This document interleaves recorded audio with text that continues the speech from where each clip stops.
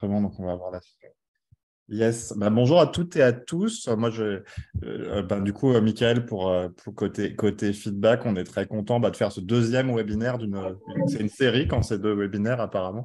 Donc cette série de webinaires avec Aurélien, on a parlé la semaine dernière de c'était quoi le game design et un peu dans la suite et dans la lignée, on avait envie de parler de c'est quoi un serious game parce que ça fait partie de choses dont on parle ou on entend parler régulièrement sans forcément exactement savoir quoi, comment. Et puis, bah, sans plus attendre, je pense que je vais laisser la parole à Aurélien. Pensez juste, mais on vous aidera si jamais à couper vos micros pour pas qu'on ait trop d'interférences ou de choses comme ça. Mais par contre, vous êtes bienvenus pour poser des questions, réagir dans le chat. Et puis à la fin, on aura un petit temps pour des questions à l'oral ou à l'écrit, comme vous voulez. Hop, je vais faire ça. Hop. Voilà. Bah, je te passe la suite, Aurélien, puis on va tout enregistrer aussi. Donc, vous aurez le replay. Il n'y a pas de stress à prendre plein de notes tout de suite. Absolument. Donc, bonjour à tous et à toutes. Moi, je suis bien content, effectivement, d'animer ce deuxième opus de cette série de deux, quelque part. Donc, la semaine dernière, je vous rappelle, on avait parlé du game design, donc vraiment la conception de jeu, où on a aussi parlé un petit peu de ce qu'est un jeu pour anticiper la question, notamment de Valérie, sur est-ce que des fresques sont considérées comme des jeux sérieux. Euh, le webinaire va se passer de la manière suivante. Je vais vous faire une présentation de mon interprétation de ce qu'est un serious game, parce qu'il y a toujours une part de subjectivité dans la chose. Et puis après, on va avoir un temps d'échange et de questions. Mais si à n'importe quel moment dans la présentation, vous avez envie de poser une question sur ce que je suis en train de dire, n'hésitez surtout pas à le faire et je tâcherai d'y répondre. Et Michael et Alexandre sont aussi là pour m'aider là-dessus. Donc voilà, je vais répondre tout de suite à la question, est-ce que les fresques sont considérées comme des jeux sérieux? Parce que c'est une question qui est hyper intéressante et que je vais attendre un tout petit peu d'avancer dans cette présentation pour en parler, mais je pourrais y répondre sans problème. Donc en ce qui me concerne, pour celles et ceux qui sont déjà venus la semaine dernière, je m'appelle toujours Aurélien Lefrançois Fidali. Pour celles et ceux qui ne sont pas venus, je m'appelle Aurélien Lefrançois Fidali. Donc, je suis concepteur de jeux depuis un certain nombre d'années, une dizaine d'années globalement. Et donc, je suis spécialisé dans la conception de jeux physiques, les jeux de société, escape game, jeux de pitch, jeux de rôle, avec effectivement une surspécialisation là-dessus sur le serious game. On va voir ce que c'est. Professionnellement, j'ai plusieurs activités, mais trois, on va dire, principales. La première, c'est que j'ai créé une société qui s'appelle Prismatic, une société coopérative qui conçoit des serious games, justement, sur mesure, pour des structures qui ont envie d'avoir un serious game. Je ne dis pas exactement trop de quoi il en retourne, puisqu'on va le voir pendant le webinaire. Donc voilà, c'est un peu la serpent qui se mord la queue. J'anime une chaîne YouTube qui s'appelle GD Questions, qui parle de game design. GD, c'est game design. Donc, je réponds à des questions très concrètes de conception de jeu. Donc, voilà, n'hésitez pas à retrouver à aller sur la chaîne pour regarder les différentes vidéos. J'en posterai à partir de mars. Sinon, j'ai une activité de formation qui est portée par donc, la structure Devostal, qu'on voit en bas à droite de la diapositive, de formation à la conception de jeux, entre autres, par des formations d'une journée, 2 jours. Là, j'en anime une mardi sur comment faire pour animer un atelier de création de jeux de société. Et donc, je jongle entre ces trois activités. Les plus perspicaces d'entre vous ont remarqué que par rapport à la semaine dernière, j'ai des lunettes. C'est parce que comme on parle de serious game, je voulais avoir l'air un peu plus sérieux. Non, en réalité, j'ai une fin de conjonctivite, il faut que je me repose un petit peu les yeux, mais je suis bien la même personne malgré ce déguisement habile qui permet à Clark Kent de se cacher depuis de nombreuses années. Donc, un petit mot rapide sur pourquoi ce webinaire. Alors, c'est très simple, c'est une envie de partage. Globalement, j'ai un credo qui est plus de jeux meilleurs par plus de monde. Donc, l'idée, c'est que la connaissance, pour moi, c'est un bien commun qui est là pour se propager et se disperser, d'où le fait que les outils que je crée, comme les Mechanic Art, sont en Creative Commons pour être utilisables de manière la plus aisée possible. Ça permet de désacraliser la création de jeux. Donc, c'est-à-dire que l'idée, c'est créer un jeu, c'est possible, tout le monde peut le faire. Mais par contre, ça demande une certaine technicité. Donc, ça demande de pouvoir justement découvrir ce que c'est que le game design. Et donc ça, je vous invite à retrouver le replay de mon webinaire de la semaine dernière si vous voulez en savoir plus. Mais en tout cas, je suis content de partager ce côté sur le serious game pour aussi essayer de permettre de comprendre cet objet qui peut paraître un peu insolite. Alors, je vais me concentrer principalement sur le serious game fini, parce que c'est quand même mon corps de métier, ma spécialité. En revanche, il y a un certain nombre de choses qui sont transposables sur le serious game physique et non physique. Et on va commencer par un petit historique, une définition. On va répondre tout de suite à qu'est-ce que c'est qu'un serious game en tant que tel. Alors, il y a plusieurs définitions, bien sûr, vu que c'est un objet qui existe depuis assez longtemps. On va le voir juste après. La définition de donc Damien Djeouti et Julien Alvarez a plusieurs formes, puisque c'est deux auteurs qui sont assez prolifiques sur le sujet, mais dont effectivement, ce que je retiens, c'est un jeu dont la finalité est autre que le simple divertissement. Et vous voyez qu'il y a un mot-clé là-dedans, c'est le mot jeu. C'est-à-dire qu'en fait, un serious game, c'est un jeu, et en fait, on y retrouve la notion de finalement un jeu dans le sens game, selon les différentes théories de conception de jeu. Hein, par exemple, Roger Caillois en parle. C'est un objet physique réglé, enfin un objet réglé, qui détermine un certain nombre d'interactions entre des joueurs et des joueuses avec des conditions de victoire, de défaite et des choses comme ça. Donc finalement, c'est vrai que le serious game, on va vraiment avant tout le considérer comme un jeu en tant que tel. Et ça me permet donc immédiatement de répondre à la question est-ce que les fresques sont des jeux sérieux? En fait, la question, c'est est-ce que les fresques sont des jeux? Et là, tout est question de la définition du jeu. En général, si on considère qu'un jeu, c'est un objet qui a des conditions effectivement de victoire et de défaite et des interactions qui sont précises, alors les fresques, c'est difficile de les considérer comme des jeux et ça serait plutôt des ateliers. C'est une question de sémantique, je ne vais pas plus m'attarder là-dessus. C'est pas pour ça que c'est pas un bon outil d'ailleurs, mais effectivement, tout dépend de sa définition. Quelques éléments supplémentaires de définition, hein, parce que c'est toujours bien de comparer un petit peu les choses. On va se concentrer sur celle de droite, hein, de effectivement Tang, Hanegam et El Ralebi. Et l'idée, c'est que le serious game, c'est un vecteur de l'apprentissage basé sur les jeux. Donc, en gros, l'idée, c'est que voilà, là, il parle de technologie ludique, donc de ce qu'on va ensuite appeler les mécanismes, la thématique, c'est comment le jeu existe et quels sont ses leviers pour créer un environnement amusant, motivant et stimulant dans le cadre d'un serious game. Donc là, vous voyez, il y a des mots-clés qui sont intéressants. Là, on parle de motivation, on parle de stimulation, et ça, on va le retrouver au fur et à mesure. Donc, pour faire un petit historique, c'est difficile de faire un historique précis parce que je commence souvent une présentation en parlant de America's Army, qui est un jeu vidéo qui a été créé par l'armée américaine, tout simplement en 2002, pour favoriser le recrutement de nouvelles personnes qui rejoindraient l'armée, hein, tout simplement. Donc, les objectifs, ça serait d'encourager, effectivement, d'améliorer l'image de l'armée américaine pour encourager l'engagement, et donc, on va incarner dans ce jeu des soldats américains qui vont se battre contre une force étrangère et qui essayent de représenter finalement les bonnes caractéristiques de l'armée. Bien évidemment, le jeu a un parti pris très fort en termes de subjectivité et l'objectif du jeu, c'est pas effectivement de créer un débat sur la nécessité ou non d'une armée. C'est-à-dire que l'objectif de ce serious game, c'est de recruter des gens et donc de permettre d'améliorer l'image et de favoriser l'engagement. Et là, on commence à toucher à un truc, c'est que le serious game, en fait, va être défini par rapport à ses objectifs. On va y revenir juste après. Mais puisqu'on parle d'un jeu qui a une autre finalité que le divertissement, pour reprendre la définition précédente, quelles sont ses finalités? Ça, c'est hyper important de se poser la question. Juste très rapidement, avant de passer sur la slide suivante, je parle de ce jeu en particulier. Pour autant, si on prend par exemple le milieu militaire, des jeux de simulation militaire, donc des jeux qui ont un but de divertissement, puisque c'est formé notamment des officiers, ça existe. En tout cas, on retrouve des traces dès le 19e siècle, hein, sur la forme de jeux physiques, pas de jeux vidéo bien sûr. Donc, on est sur quelque chose qui est quand même assez vieux en termes de démarche. Hein. Ce n'est pas quelque chose qui est neuf.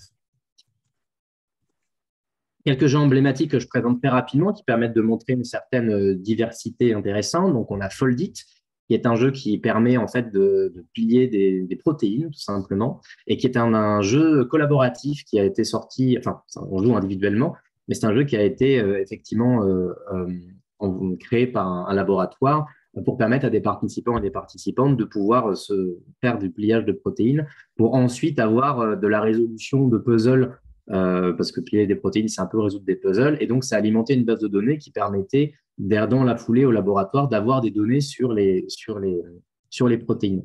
Voilà, donc ça, c'était intéressant parce que, en gros, on plie des choses, donc on participe à un jeu, on a un objectif, c'est de plier au mieux la protéine, et donc ça va permettre, en fait, derrière, d'alimenter la science. Donc, un autre objectif que le simple divertissement. Oregon Trail, c'est un jeu éducatif qui est sorti à la fin du XXe siècle, hein, et qui a pour objectif de découvrir finalement la conquête de l'Ouest dans l'histoire américaine, donc c'est un jeu américain, et qui est un jeu dans lequel on va faire avancer une sorte de caravane en répondant plus ou moins à des questions-réponses au fur et à mesure. Mais là, pareil, on est dans ce qu'on appelle jeu éducatif et qu'on peut aussi appeler serious game. Et enfin, alors, je précise juste qu'on va avoir d'autres exemples de jeux plus tard dans la présentation, sur lesquels je vais pouvoir revenir plus précisément. Là, c'est juste un petit avant-goût. Et on a The Evolution of Trust, qui a été créé par Nicky Case, que vous pouvez retrouver sur le site ncase.me, et qui est un essai ludique qui permet justement de comprendre les tenants et les aboutissants du dilemme du prisonnier et de comment est-ce qu'on peut créer de la confiance et comment est-ce qu'on peut la dégrader au contraire et pourquoi on veut au contraire la conserver et pourquoi est-ce que c'est bénéficiaire en réalité de créer un format de confiance. Donc, on a défini globalement ce que c'est que le serious game. On n'a pas encore vu des notions telles que qu'est-ce qu'un serious game permet de faire concrètement. Ça, on va le voir un peu plus tard dans la présentation, dans le webinaire. Mais je voulais juste ouvrir un petit débat parce que c'est un débat qui est très fréquent dans le milieu du jeu, donc des sciences du jeu, des différentes théories autour des jeux. En soi, c'est la notion de est-ce que le serious game est un jeu d'un point de vue de son usage? Alors ça, c'est une question qui peut paraître un peu philosophique. Qu'est-ce qui se passe ici? Mais en gros, l'idée, c'est qu'un jeu en tant que tel, en dehors de sa définition en tant qu'objet, donc un système réglé avec des interactions, il peut être défini finalement autour de sa pratique, de son usage. Et donc, Kaiwa, dont je parlais tout à l'heure, a dit que le jeu, c'est libre, séparé, réglé, incertain, improductif et fictif. Libre et improductif. Donc, on peut se questionner de si finalement on est dans un serious game type jeu de formation, on va voir sur quoi, est-ce qu'on est dans une démarche improductive? Probablement pas. Et est-ce qu'on est dans une démarche libre? Tout dépend de comment c'est fait. C'est pas forcément si trivial que ça. Libre, ça veut dire on peut y rentrer et en sortir quand on veut. Et donc, effectivement, une des autres manières de voir ce débat entre serious game et non serious game, c'est aussi la notion donc, qui est amenée par Gilles Brougère, qui est finalement que quand on joue à un jeu, on apprend la culture du jeu, on apprend à jouer en tant que tel. Et ça, c'est intéressant parce que ça veut dire qu'il y a toujours un apprentissage qui existe dans le jeu puisqu'on auto-apprend le jeu. Donc, ça rend presque un peu en contradiction avec cette notion d'improductivité, vu qu'en fait, on est productif dans l'apprentissage du jeu. C'est des débats d'ouverture, je les laisse à la libre interprétation de chacun, chacune, mais c'est pour vous dire surtout que c'est un sujet qui est très discuté dans les milieux autour de la théorisation du jeu. J'ai perdu mon focus de souris. Je l'ai retrouvé. Une autre chose qui est intéressante, c'est que le serious game, voir à quoi il sert, en fait, n'est pas une méthode miracle. C'est-à-dire que ce n'est pas parce qu'on met du serious game partout qu'on va augmenter l'apprentissage de manière drastique juste parce qu'on met du serious game. C'est quelque chose que je trouve intéressant à préciser parce que en fait, ce webinaire, le but, c'est vraiment de dire c'est quoi un serious game. Mon but, c'est pas de vous vendre les services du serious game et que vous me demandiez plein de prestations dans la foulée. Surtout qu'en plus, si vous me les demandez, je vous dirais, ça dépend des usages de toute façon en soi. Et donc, quelque chose qui est intéressant, c'est qu'on voit souvent ce cône, le cône d'Edgar Dale, mais qui en fait, globalement, est faux. C'est-à-dire que c'est une réinterprétation effectivement d'une théorie sur l'apprentissage qui avait été conçue par le dit Edgar Dale et qui disait que finalement, la multimodalité permettait d'augmenter les chances d'apprentissage. En gros, si on était sur quelque chose, si on est sur un apprentissage où on va utiliser plusieurs de nos sens, on va voir, on va écouter, on va pourquoi pas parler, on va pratiquer, on augmente potentiellement les chances de mémorisation d'éléments divers et variés. Et en fait, ça a été repris par le National Training Laboratories de manière erronée en disant, en fait, on retient plus quand on pratique que quand on lit les choses. C'est pas vrai, tout simplement. Voilà, j'avais juste envie de faire cette petite parenthèse parce qu'on dit le serious game, c'est bien parce qu'on pratique des choses, donc c'est meilleur que les conférences formelles, par exemple. Ce n'est pas vrai. Voilà, ça c'est un petit point. Et effectivement, je rebondis sur ce que dit Michael sur Rules of Play. Effectivement, c'est tout à fait, ça rebondit tout à fait sur ce qu'a dit Brougère juste.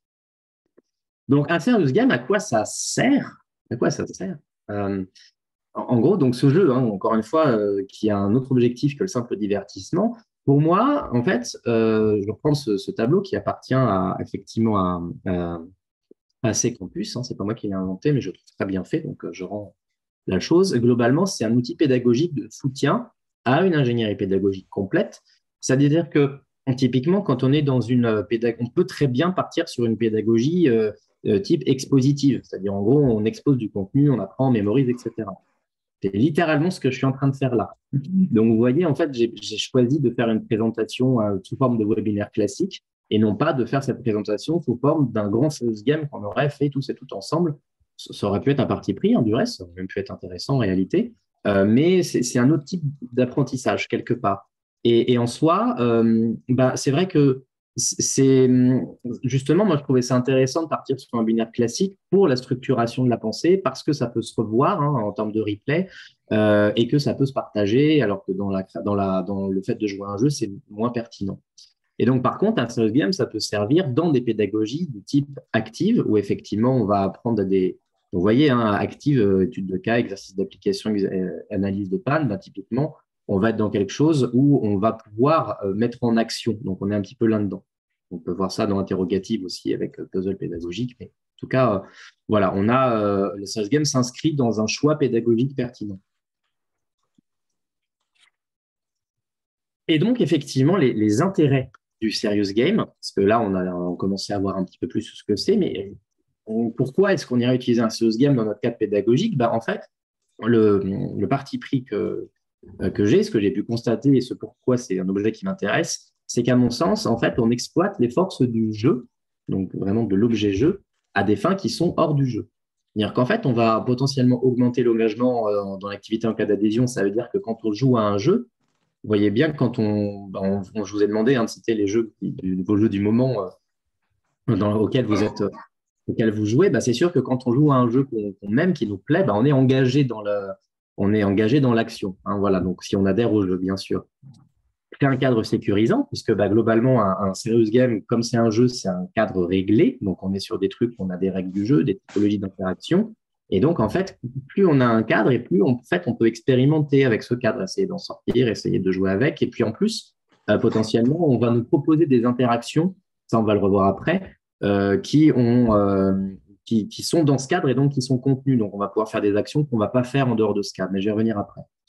Puis après, il y a quelques argumentaires, type intérêt d'image, hein, c'est considéré comme moderne, innovant, enfin, ça dépend comment c'est fait. Le serious game, c'était un peu tombé en disgrâce dans les années 2005, 2010. Donc, vous voyez, ça peut avoir une image assez moderne. Ça change le rythme d'une formation. Hein. C'est un outil parmi d'autres pour dire, là, on fait du magistral, là, on fait du serious game, c'est actif, machin. Et puis, c'est sympa. Quand le serious game est bien fait, c'est une activité qui est sympa. Intervention d'Aurélien, un serious game en ligne. On en reparle. Et je fais un petit aparté avant de. On va parler de typologie de serious game, mais on va faire un petit aparté en parlant du serious gaming. Ça, c'est un truc que j'aime bien, hein, c'est formalisé comme tel. Si vous prenez un jeu qui n'est pas un serious game, donc si on prend Anabi par exemple, ou SimCity, qui en fait a été conçu comme une simulation de création de ville en soi, mais n'était pas conçu pour un apprentissage, typiquement, en fait, si on prend un jeu pas sérieux et qu'on l'utilise dans un cadre pédagogique pertinent, en fait, on peut très bien aboutir à des objectifs en tant que tels en se disant, Anabi, c'est un jeu dans lequel on construit des feux d'artifice collaborativement et enfin, on ne voit pas notre main de carte, on ne voit que les mains des autres.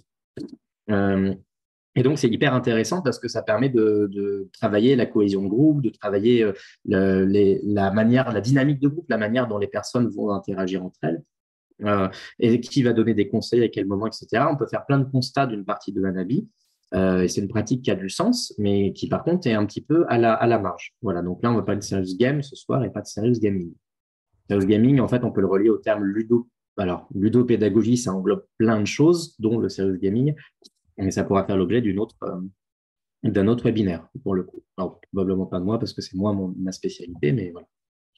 Puis, il y a des jeux un peu entre deux qui sont intéressants, hein, c'est-à-dire que, pareil, vous avez des jeux, est-ce que c'est des serious games ou pas des serious games? Est-ce que civilisation dans lequel on construit une civilisation avec des éléments historiques plus ou moins précis, est-ce que c'est un serious game ou pas? Est-ce que Migrato, c'est un serious game parce qu'il y a un livret pédagogique? Est-ce que Terraforming Mars, c'est un serious game parce qu'on utilise, pareil, des données précises? C'est une question ouverte à débat. On ne va pas l'aborder plus que ça, mais je trouvais ça intéressant de poser ce questionnement. La réponse, c'est ça dépend de la conception, ça dépend de l'usage. Ça tombe bien.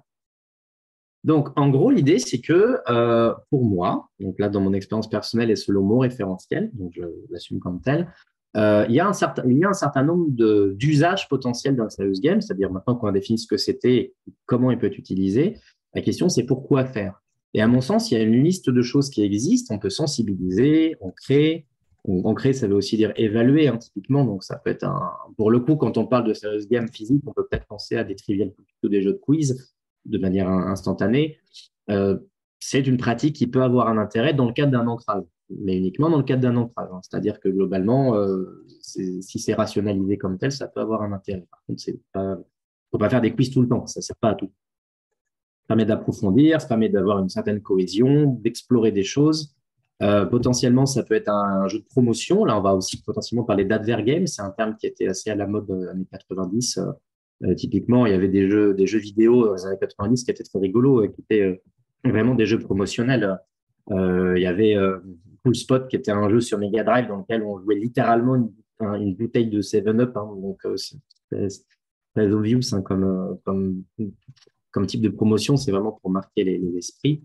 Puis, ça permet aussi de mettre en action et éventuellement de simuler quelque chose, hein. On parlait effectivement des jeux militaires du 19e siècle. On peut être là-dedans. Bon, cette classification, c'est une classification parmi d'autres. Et tout l'art de la classification, c'est que tout dépend de quel prisme on prend et c'est dur de classifier des choses. C'est très, très difficile. D'ailleurs, en ce qui concerne les espèces du vivant, les biologistes ont complètement revu les classifications il y a quelques années. Pas mon corps de métier principal, mais donc je m'excuserai si je dis des bêtises, mais globalement, il me semble que les systèmes de classification ont énormément évolué parce qu'il y a eu d'autres paradigmes qui ont émergé et qui paraissaient plus optimum. Donc, voilà, il y a d'autres classifications, et notamment celle-là, en reprenant encore une fois Julien Alvarez, que je parlais tout à l'heure, avait effectivement défini le sérieux dans cette période-là. Et puis ensuite, a créé a co-créé ludoscience.com qui a essayé justement de mettre en place une base de données qui permette une classification. Alors, on parle de jeux publicitaires, les jeux éducatifs, des du market games, jeux engagés. Voilà, donc ça, c'est une autre classification sur laquelle on peut se baser également, sur laquelle je ne vais pas revenir trop en détail, parce que c'est une question d'aller creuser, en fait, pour avoir une classification qui correspond aussi à nos usages. Avant de passer sur la slide suivante, je pense que c'est un des éléments clés globalement. Là, pour le coup, la meilleure pratique en fait de conception d'un serious game, si on ne parle pas de l'objet mais de la conception, c'est d'y appliquer des techniques de game design. C'est-à-dire que globalement, dans le game design, en fait, quand on fait les choses de manière rigoureuse, on va se poser les questions de la cible, de l'usage et du contexte. Pour qui on fait le jeu, qui va y jouer, dans quel cadre et pourquoi. Voilà. Et donc, du coup, c'est vrai qu'en fait, la même question doit se poser dans la serious game, vu que c'est un jeu. Donc, en fait, le meilleur serious game, c'est un serious game qui a des mécanismes qui sont adaptés aux objectifs qu'on s'est posés en amont. Et en fait, on est dans la démarche de design. C'est vraiment hyper important. Donc, ça, c'est vraiment la clé que je peux vous donner, hein, globalement. En fait, théoriquement, un game designer genre très expérimenté peut créer n'importe quel jeu, dont des serious games, s'il a la bonne méthodologie. Et c'est un point qui est important parce que c'est vrai qu'on va potentiellement avoir tendance à avoir des concepteurs de jeux qui potentiellement vont pas forcément avoir une logique de design et qui vont plutôt faire des choses à l'instinct, à la créativité. Je ne vais pas forcément revenir là-dessus, c'est une autre méthodologie. Mais si on prend la méthodologie design, a priori, on est censé arriver à ça. Et donc, une fois qu'on a identifié ces questions, effectivement, d'utilisateurs, de contexte, finalement, il y a quelque chose qui résume bien un de mes credos en fait, en termes de serious game design, c'est The Mechanic is the Message. C'est le nom d'un ouvrage qui a été écrit par Brenda Romero, qui est une game designeuse qui œuvre depuis un certain nombre d'années, hein, bien sûr, et qui, en fait, pose la théorie que quand les actions sont en phase avec les contenus, on a une expérience qui est cohérente et donc ça renforce l'engagement.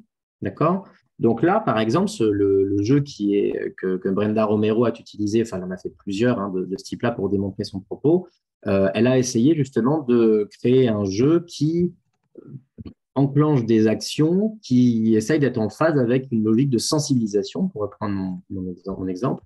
Donc, elle a créé ce jeu qui s'appelle Train.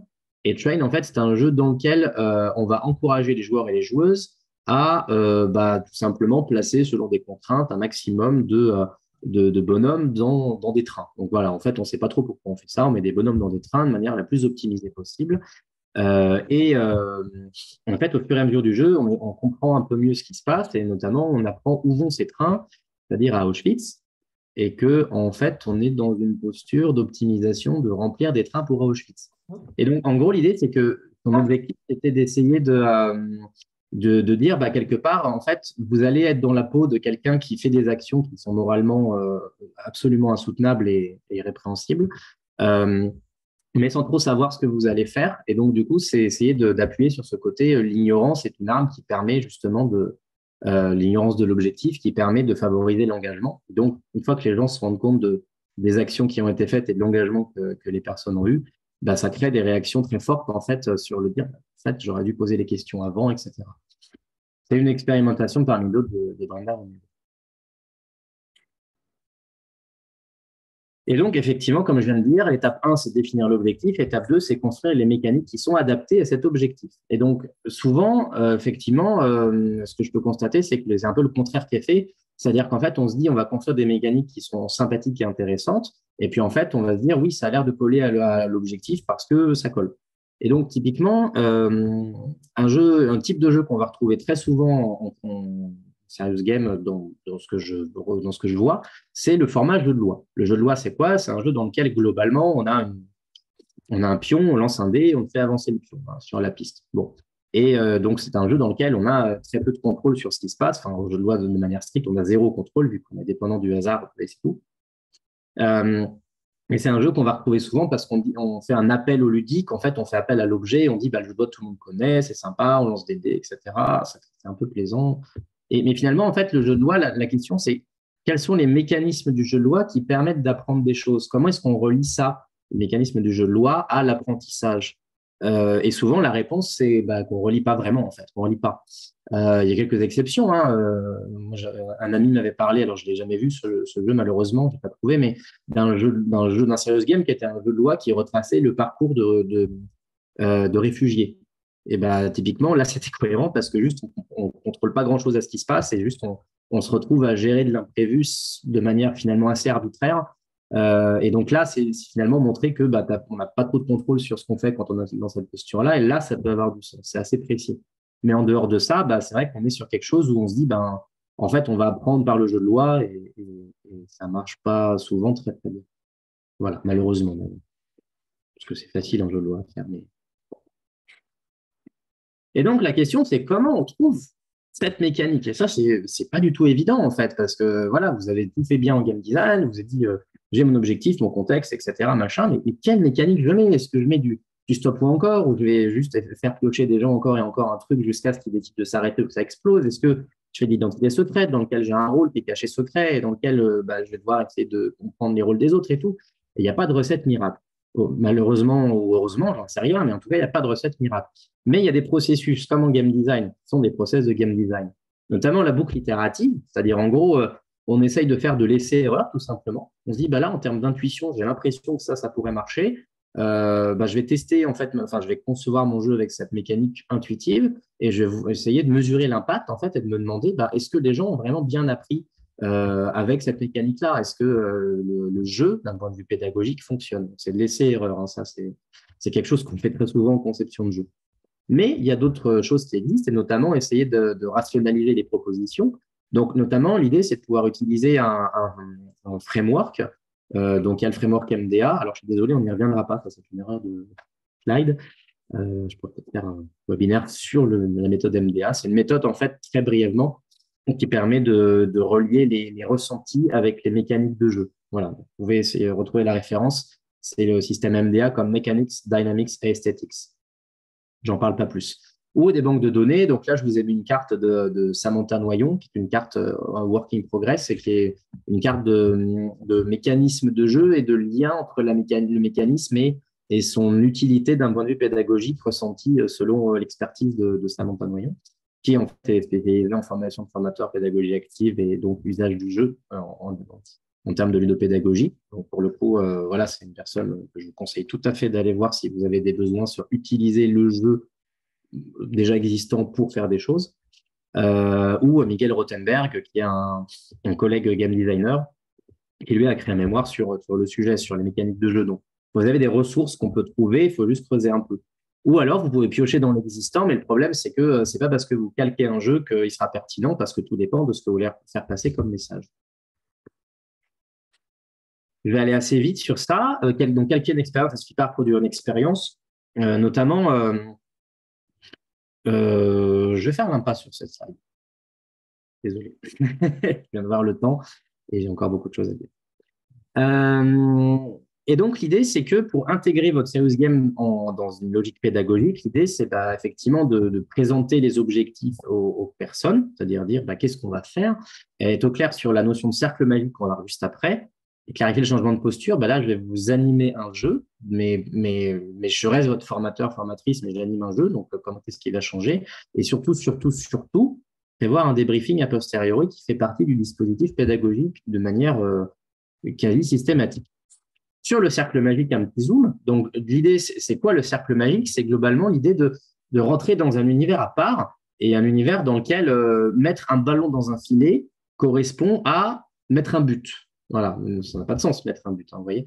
Et donc, ça permet effectivement d'avoir un environnement, je parlais de cadre tout à l'heure, qui est sécurisant. Et c'est comme ça qu'un serious game peut être bien déployé, à mon sens. C'est quand on permet en fait de jouer des cartes malus, passe ton tour à son ou sa supérieure hiérarchique ou à des personnes avec qui on est en conflit, c'est très compliqué, mais en tout cas avec qui on a un ascendant.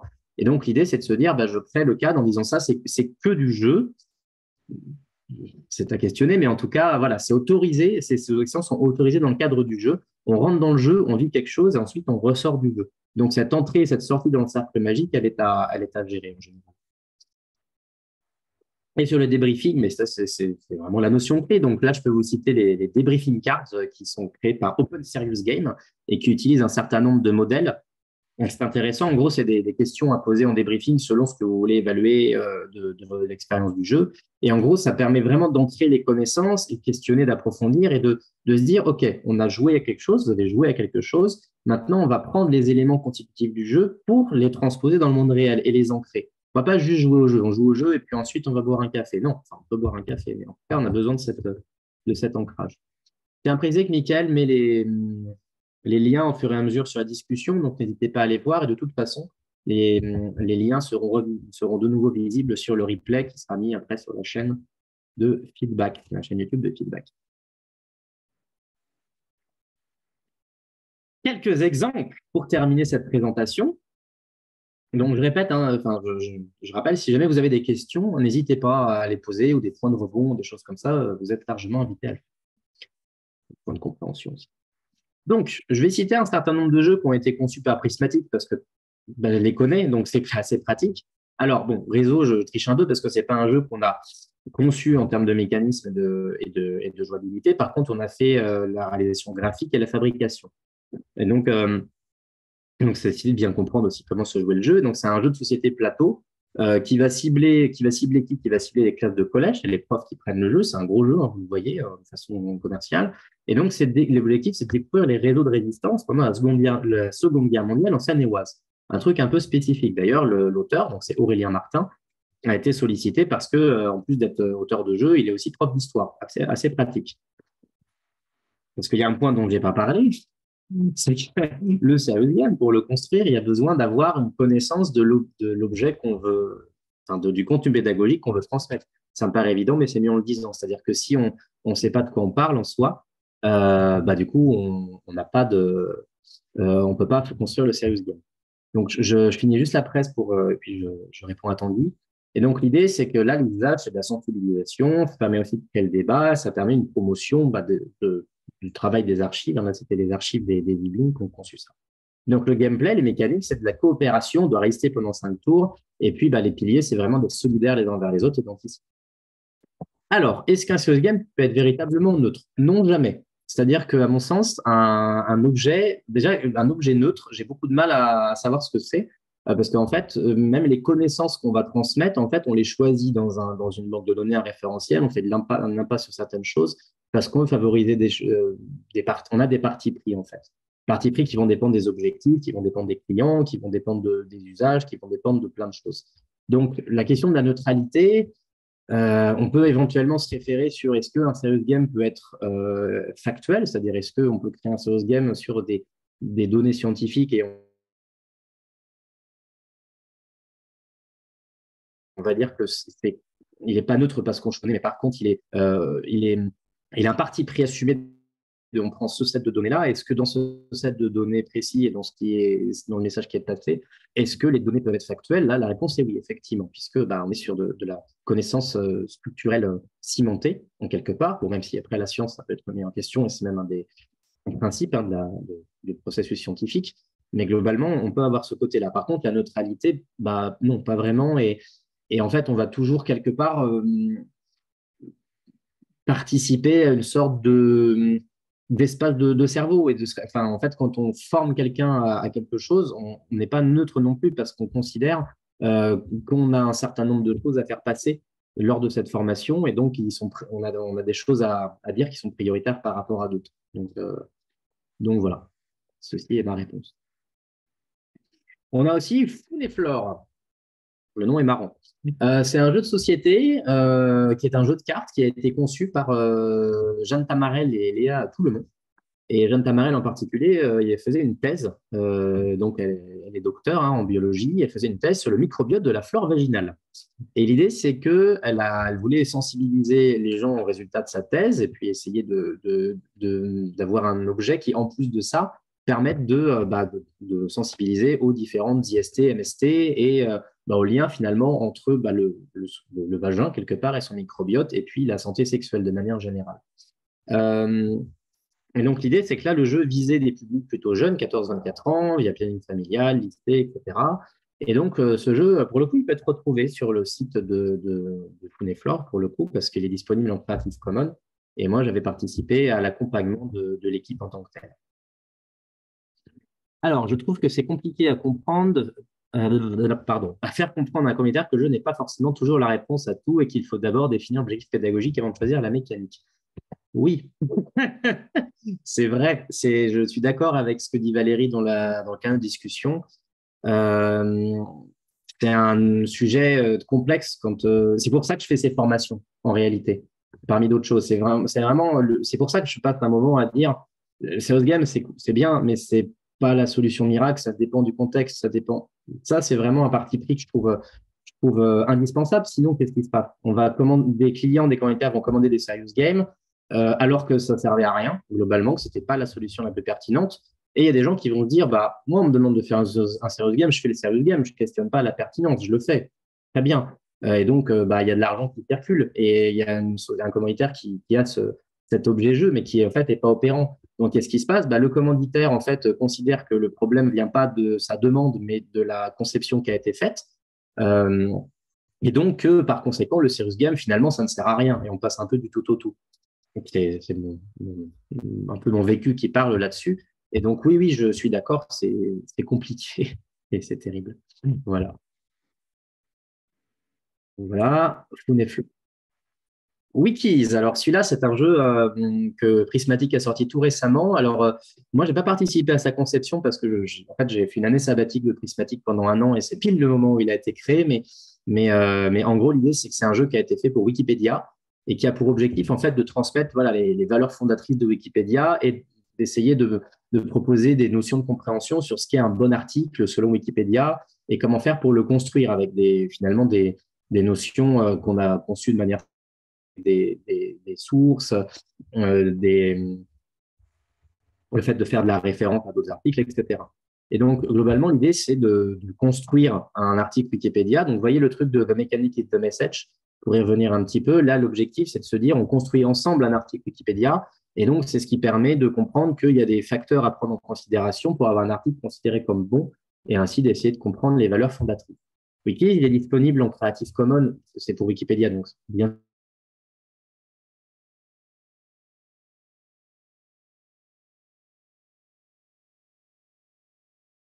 Petite question, la différence entre gamification et serious game.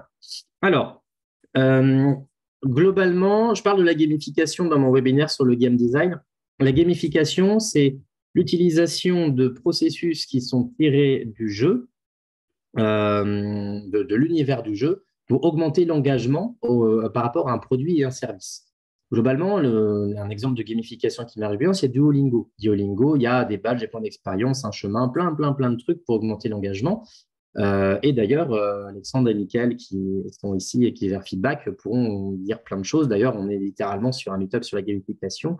Et donc, globalement, l'idée, c'est que c'est juste autre chose. C'est tout simplement autre chose. La gamification, c'est vraiment augmenter l'engagement par des processus ludiques. Par contre, en fait, un serious game, c'est un processus, enfin, c'est un objet ludique quelque part. Donc, est-ce qu'on peut se dire, peut-être que Mickaël et Alexandre ont un avis, que utiliser un serious game, c'est une forme de gamification? Moi, ça me paraît pas aberrant pour le coup. Du coup, voilà. Mais en tout cas, structurellement, il y a une différence. Et pour quelles raisons stratégiques l'entreprise devrait s'orienter vers des processus gamifiés des serious games? Les raisons stratégiques, c'est que pour les processus gamifiés, je vais laisser Mickaël et Alexandre répondre en détail, mais c'est que globalement, c'est un dispositif qui permet d'augmenter un engagement. Donc, du coup, tout dépend de pourquoi est-ce qu'on veut augmenter l'engagement et pour faire quoi. Et les serious games, c'est parce que c'est un objet qui est pratique et utile pour favoriser certaines typologies de formation, de sensibilisation. Les serious games est un moyen de faire de la gamification. Quelque part, le fait d'utiliser un objet serious game peut rentrer dans la bulle gamification, à mon sens. C'est discutable, mais ce n'est pas le facteur principal de la gamification, ce n'est pas le vecteur prioritaire. Donc, en gros, on a plein de manières de faire de la gamification sans serious game, et on peut très bien considérer le serious game en tant que tel sans forcément l'intégrer dans un process de gamification, en disant juste, je l'utilise comme un objet qui va me permettre de, par exemple, mieux former ou quelque chose comme ça. Et pour Valérie, y a-t-il une bibliothèque de jeux sérieux en ligne? Je vais montrer une bibliographie juste à la fin. Pour le coup, il y avait le site dont j'ai parlé tout à l'heure. J'ai un énorme trou de mémoire. Il est assez connu, j'utilise fréquemment, qui a été fait par Julien Alvarez, Olivier Rampenot et Damien Jouati.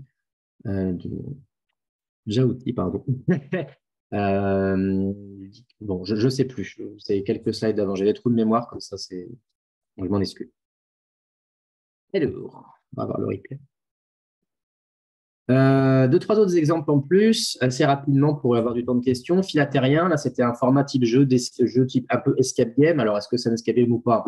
Sujet autre que ce webinaire. Mais en gros, il y avait des colis avec des énigmes dedans. Et en gros, l'idée, c'est qu'en résolvant les énigmes, ça nous permettait en fait de comprendre le message que voulait faire passer le jeu. Et l'idée, c'est que c'était un jeu qui parlait à la fois de la crise environnementale et de la philatélie, c'est-à-dire de la collection de timbres. Je ne vais pas vous expliquer comment on en est arrivé là, ça serait un peu long, mais globalement, l'idée, c'était par le biais de l'énigme et de la thématique des énigmes, en fait, d'essayer de faire un lien entre les deux. C'est un peu pareil, on va simplifier. Là, Kesako Schizo, je vais en parler brièvement, c'est aussi un jeu format escape game. Là, l'objectif pédagogique, en fait, c'était de favoriser l'ancrage de connaissances sur la manière de communiquer avec un frère ou une sœur schizophrène. En fait, c'est une structure, Promesse, qui forme des frères et sœurs de personnes schizophrènes, tout simplement. C'est un chouette projet, quoi, à essayer d'interagir plus facilement avec leurs frères et leurs sœurs. Et en gros, là, cet escape game, l'idée, c'est qu'on a, soit en début de session, une valise mystérieuse que quelqu'un nous donne, donc qui va être joué par le formateur, la formatrice, et il faut comprendre ce que la personne va vivre, en fait. Et donc, l'idée, c'est que c'est une personne qui est schizophrène et que dans la valise, on rentre dans un certain nombre de perceptions différenciées du réel et on se rend compte que la personne est dans une mauvaise posture et on va devoir le ou la secourir, et le tout en passant par son frère ou sa sœur qui sont symbolisés dans la mallette. Donc là, c'est un ancrage. Je voulais en parler parce que ça permet d'ancrer des connaissances, de la validation.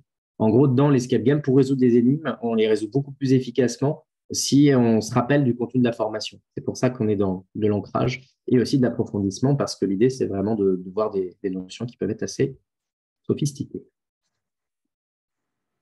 Pour terminer, 3 jeux qui ne sont pas prismatiques, parce que quand même, pas exagérer. On a Carbonic qui a été conçu par l'Eclap. Donc Carbonic, c'est un jeu de société format jeu de cartes qui vise ça se joue en mode jeu d'apéro. Hein. C'est un jeu très simple où en gros, on va avoir des actions du quotidien qui représentent une certaine somme de carbone. Et l'objectif, c'est d'essayer de les placer selon une carbon line. En gros, essayer d'évaluer quelles sont les actions qui prennent plus ou moins de carbone par rapport à d'autres, hein, en soi. Donc là, c'est de la sensibilisation et ça permet d'introduire le sujet dans une équipe, dans un groupe d'amis, par exemple, qui fait de l'apéro, qui vit un apéro. Donc, je vais faire les deux autres des exemples et après, je réponds à la question d'Emma c'est très intéressant. Il y a le psyclimat. Alors, pour le coup, alors pour le coup, c'est des personnes qui ont aidé. C'est un jeu qui a été conçu par des animateurs et animatrices et de la fresque du climat, pour le coup, donc on parlait un peu tout à l'heure. Et en gros, l'objectif, c'est de se dire, après la fresque, il y a pas mal de gens qui ont envie d'agir. Et une des manières de favoriser l'action, parmi d'autres, c'est de favoriser l'empreinte carbone individuelle et d'essayer de faire baisser son empreinte carbone individuelle. Il y a plein d'autres choses, il faut aussi agir en collectif, et il n'y a pas que le carbone, il y a plein de choses autour de l'environnement. Ça sort complètement du sujet des webinaires. Mais là, vous voyez, le Serious Game adresse spécifiquement ce sujet-là. D'accord? Ce qui veut dire que globalement, il y a plein d'autres choses, on accepte qu'il y a plein d'autres choses, on vise ça. Et l'objectif, c'est vraiment de connaître les ordres de grandeur et on va faire ça par des mécanismes de construction de puzzle, puis de choix éclairés qui permettent d'enlever des briquettes en fait, de carbone. Et un dernier que j'affectionne particulièrement parce que je le trouve très réussi et très inventif, c'est un jeu qui s'appelle Le Secret de Laurence, qui était un escape game en salle, qui avait aussi une version numérique. Je crois que la version numérique existe encore, je ne suis pas sûr. En gros, l'idée, c'est qu'on va dire aux joueurs, aux joueuses, vous rentrez dans la pièce et c'est une pièce qui appartient à une personne qui s'appelle Laurence, qui n'est pas présente physiquement. Et il faut comprendre ce qui se passe en fait avec cette personne, quel est son secret. Et donc, en gros, l'idée, c'est que la plupart des gens vont dire, c'est un agent secret, quelque chose d'assez extraordinaire. Sauf qu'en fait, à la fin du débriefing, on se rend compte que Laurence, son secret, c'est qu'elle est pour le coup alcoolique. Et en fait, c'est très évident quand on revoit la pièce, hein, parce qu'on se rend compte qu'il y a des bouteilles de vodka dans le congélateur, qu'il y a des trucs avec marqué pas ce soir, pas ce soir, pas ce soir hein, dans l'appartement, un miroir cassé pour la question de l'image, une bouteille de parfum près du lit pour les moments de craving, je ne l'ai pas en français, mais vous voyez l'idée.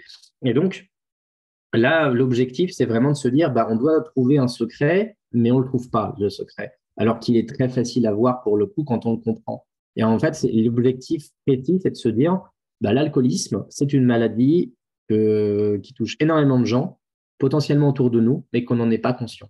Et c'est vraiment l'objectif précis de ce jeu. Et donc, l'objectif, c'est intéressant parce que le fait de faire vivre, hein, on est encore sur The Mechanic et The Message, c'est une manière qui est assez efficiente de faire se rendre compte les choses par l'expérience.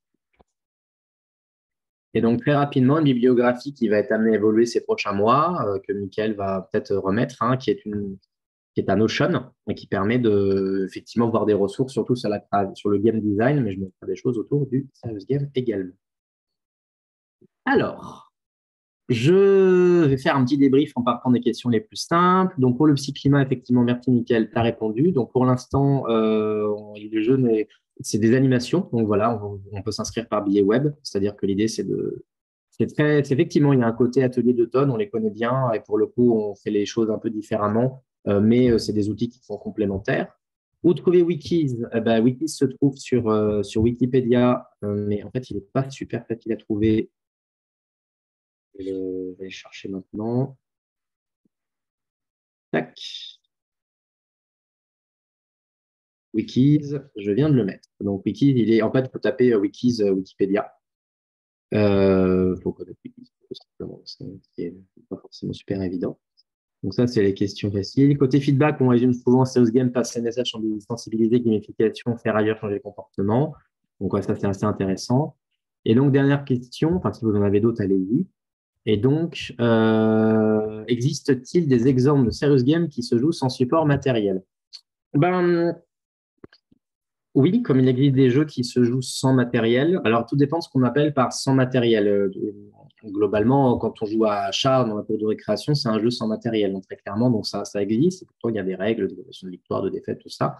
Donc, ça existe. Et donc, l'exemple principal que je vais pouvoir peut-être donner, donc si je reprends aussi mon prisme de lecture de tout à l'heure, c'est la sensibilisation. Le prisme l'objet, en tout cas sans matériel que je vais pouvoir voir, c'est le jeu de rôle. Je n'ai pas d'exemple là clé en main de jeu de rôle qui se joue sans matériel parce que ce n'est pas ma spécialité pour le coup, enfin de serious game sans matériel, mais typiquement, si je devais en faire un moi-même, je penserais effectivement au jeu de rôle comme finalement la distribution de cartes. Alors, il y a du matériel, mais ça peut être des cartes écrites à la main ou même juste on dit un rôle à l'oreille. Et typiquement, on rentre dans une simulation et la simulation peut avoir des conditions de victoire, de défaite, de choses comme ça. On peut très bien se dire, bah là, on va simuler une réunion de crise de quelque chose qui ne se passe pas très bien, où chacune va jouer un rôle. Et l'objectif, c'est au bout de tant de minutes de jeu, d'arriver à trouver une solution qui soit consensuelle, en tout cas qui soit dans le consentement. Donc ça, typiquement, on est là-dessus. Et Mickaël propose un Time's Up avec vocabulaire métier pour Sales Games matériel. Bah, tout à fait. Bon, alors Time's Up, voilà, on est dans du jeu sans matériel, mais un peu quand même, parce qu'il y a besoin de papier, crayon et on écrit, et puis potentiellement d'un sablier. Donc on est dans du matériel restreint et limité, en tout cas qui est vraiment pas le cœur du jeu, mais qui effectivement peut répondre à cette question. Voilà. Il reste quelques minutes. Si vous avez encore d'autres questions, remarques, retours sur cette présentation. Est-il une méthodologie de choix de données pour vulgariser au mieux un sujet dans un sales game sans dénaturer le sujet? Non. Donc la question, c'est existe-t-il une méthodologie de choix de données utilisée pour vulgariser au mieux un sujet dans un serious game sans pour autant dénaturer le sujet? Non, en fait c'est la même question. Finalement, la réponse non s'appliquerait à tout principe de vulgarisation, c'est-à-dire que là, il existe une méthodologie. J'imagine qu'il existe des méthodologies, etc. Ça, effectivement, les professionnels de la médiation ont peut-être plus de clés que moi. Mais globalement, la question, c'est de se dire qu'est-ce que je veux passer, qui veut le faire passer, qui sont les experts. En gros, c'est la méthodologie, ça serait la méthode scientifique, tout simplement. C'est se dire bah, qui va avoir ce qu'on appelle de la connaissance et quelle serait cette connaissance, quel est le niveau de connaissance nécessaire et acceptable pour ce qu'on veut passer. Souvent, nous, quand on conçoit des serious games, on a des commanditaires qui vont nous donner une banque de données plus ou moins toute faite, mais qu'on va pouvoir améliorer au fur et à mesure. Donc voilà, il n'y a pas de méthode clé, mais il y a ce genre de choses.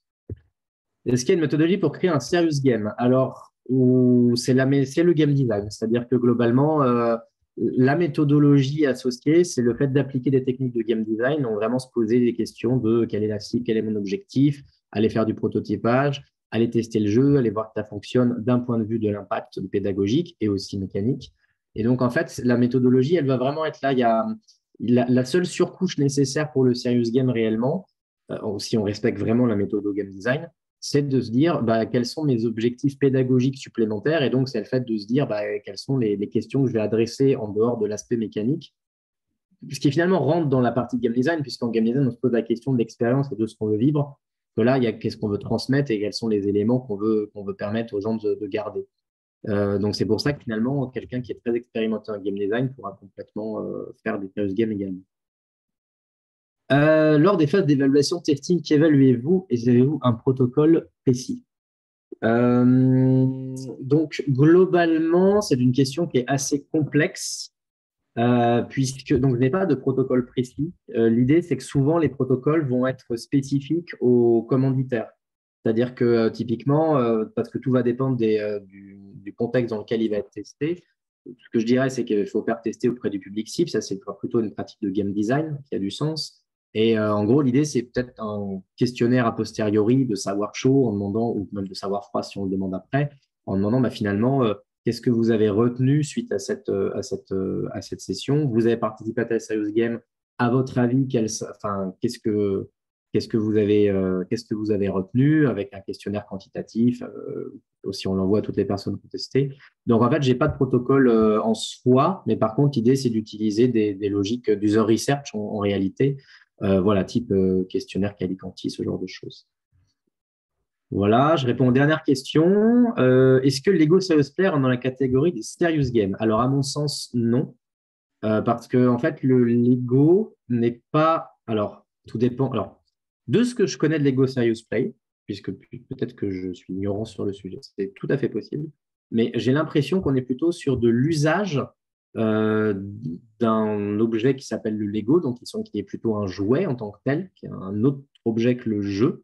C'est de la sémantique et tricky en termes de français. Mais du coup, l'impression que le Lego de Serious Play, c'est d'utiliser le Lego dans un cadre engageant et stimulant, mais pour le coup, on n'est pas dans du serious game en tant que tel. Par contre, j'imagine qu'on peut très bien créer un serious game qui utilise le Lego et qui a des objectifs communs au Lego Serious Play. Voilà, donc c'est ce que ça m'inspire. Mais du coup, je dirais, dans l'absolu, effectivement, de ce que j'en connais, plutôt non. Ça ne valide rien sur Lego Serious Play, ce n'est pas du tout l'objet. C'est simplement que pour moi, en termes de sémantique, on est un peu décalé, effectivement. Donc, les deux dernières questions. Comment évaluer la durée d'un jeu sérieux quand on en tient en le testant? Moi, je ne connais que le test et l'intuition pour la durée d'un jeu. L'intuition au début et le test pour calibrer. Alors, sachant qu'il y a quand même des variables qui permettent de mieux comprendre son intuition. Typiquement, si j'ai un jeu qui a énormément de mécaniques de jeu distinctes, ben, je vais potentiellement être sur un jeu qui va être plus long parce que je vais avoir un système qui va être plus long à déployer. En fait, c'est la même chose que dans un jeu commercial. Si on prend top 10, double euh, top 10 ou double, c'est déjà pas mal, ben, on va être sur des jeux qui vont être beaucoup plus courts que Seven Wonders, Terraforming Mars ou que sais-je. Et parce que finalement, il y a moins de phases de jeu, il y a moins de contenu en termes de choses à retenir, de choses à voir. Et, et du coup, voilà, c'est là que je peux avoir une variable d'entrée, en fait, en réalité. Mais en gros, plus il y a de choses et plus ça va être long. Un bon test, c'est la durée d'explication des règles. C'est-à-dire que globalement, un jeu comme, peut-être pas Terraforming Mars parce que ça va encore, mais Terra Mystica ou enfin, bon, très gros jeux de gestion si on prend des jeux commerciaux, bah, c'est des jeux qui vont prendre une heure et demie pour l'explication des règles. Donc, enfin, ça dépend comment c'est fait, mais voilà. Alors que Double, ça prend 30 secondes. Donc, typiquement, on est sur un truc qui peut être un critère d'évaluation. J'ai pas de rapport direct parce que ça dépend des jeux, mais c'est déjà un bon indicateur. Et dernière chose, quel est pour toi le type de personne talent nécessaire à la conception d'un non-serious game dans une team? D'avoir des game designers. C'est-à-dire que, en gros, alors non, c'est pas exactement vrai. Si, c'est important d'avoir des game designers, donc des gens qui connaissent la méthodologie de design et puissent l'appliquer au jeu, ça c'est fondamental. Donc du coup, qu'est-ce qui fait des bons game designers? Ça c'est encore un sujet très compliqué, mais globalement, on a beaucoup de compétences sont très utiles en design et donc en game design. Il y a des choses comme la communication, la capacité de remise en question qui est très important, donc on est un peu dans des soft skills. La capacité de structuration des idées, pour moi, est hyper importante aussi. Donc le fait de pouvoir, le fait de pouvoir passer de j'ai des idées ou j'ai entendu des idées à je concrétise les choses, donc une capacité de synthèse. Après, il y a des compétences techniques, hein, typiquement pour faire un serious game de A à Z. Là, j'ai parlé des aspects conception, mais si on veut qu'il soit intéressant d'un point de vue jouabilité, enfin, d'un point de vue jeu, c'est bien aussi d'avoir une expérience complète et donc d'avoir un jeu qui soit joli, qui soit agréable à prendre en main, qui soit sensoriel, ce genre de choses.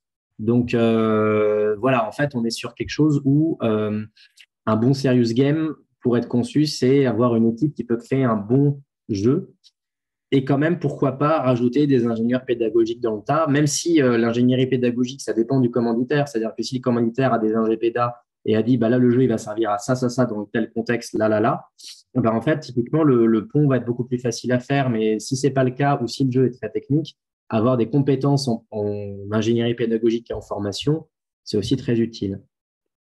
Et la toute dernière question que je prends, alors culture du jeu en général, si c'est intéressant, c'est toujours intéressant de les avoir. Il y a des outils comme les Mechanic Art que j'ai créés qui permettent d'avoir ce genre de choses.